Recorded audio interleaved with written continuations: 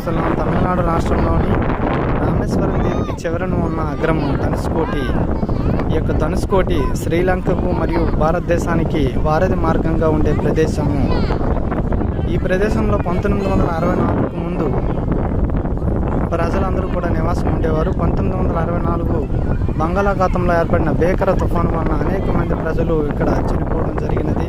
అదేవిధంగా ఇక్కడ ఉండే ప్రభుత్వ భవనాలు, ఇల్లు అన్నీ కూడా కేవలం కొద్ది సమయంలోనే అంత ప్రకృతి వినాశనానికి దారితీయడం జరిగింది. ఆ తర్వాత తమిళనాడు రాష్ట్ర ప్రభుత్వం ఈ యొక్క ప్రదేశాన్ని ప్రజలు నివాసం ఉండకూడదని చెప్పి నిషేధించడం జరిగినది. అక్కడ నుంచి ఇది పర్యాటక ప్రదేశంగా ఉండడం జరిగినది. మనం చూస్తున్న ఈ యొక్క ప్రదేశం ధనుష్కోటి ప్రదేశం.